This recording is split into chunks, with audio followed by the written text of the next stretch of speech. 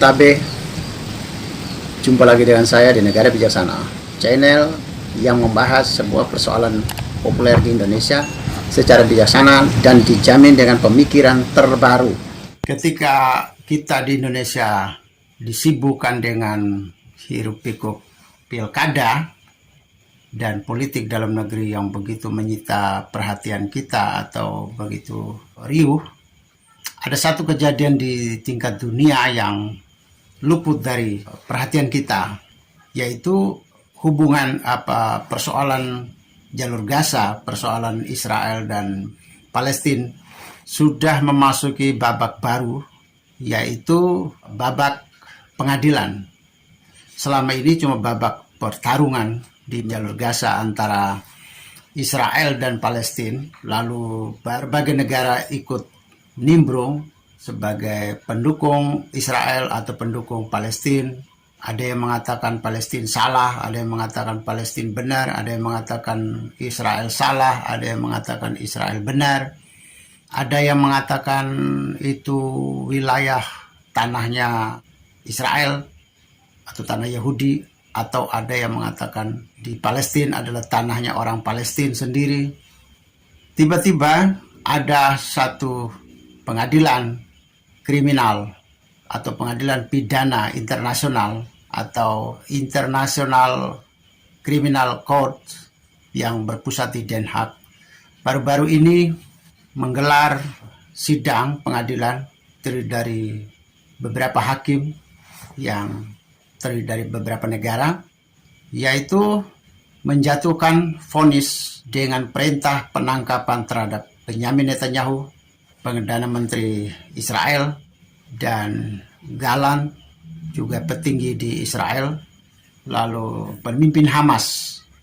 3 oknum ini petinggi dari kedua komunitas yang berseteru, yaitu Israel dan Palestina. 3 tokoh yang divonis oleh pengadilan internasional, pengadilan pidana internasional, bahwa ketiganya harus ditangkap untuk menjalani hukuman. Karena oleh pengadilan internasional ini, pengadilan pidana internasional ini, menyatakan bahwa mereka bertigalah yang paling bertanggung jawab atas berjatuhan korban di jalur Gaza, baik di pihak Israel maupun di pihak Palestina.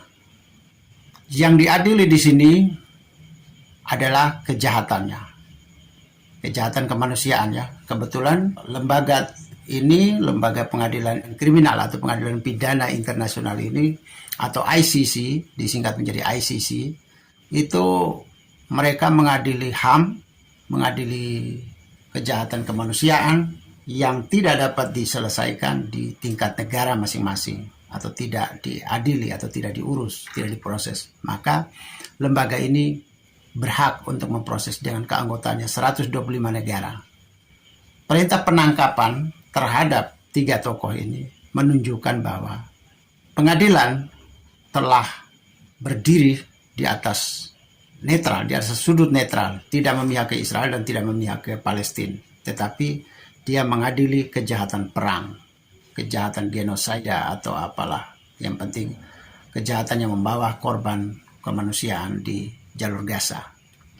Ini menunjukkan bahwa dunia selama ini yang sikapnya pro dan kontra, ada yang membela Israel, ada yang membela Palestina, ada yang menyalahkan Israel, ada yang menyalahkan Palestina.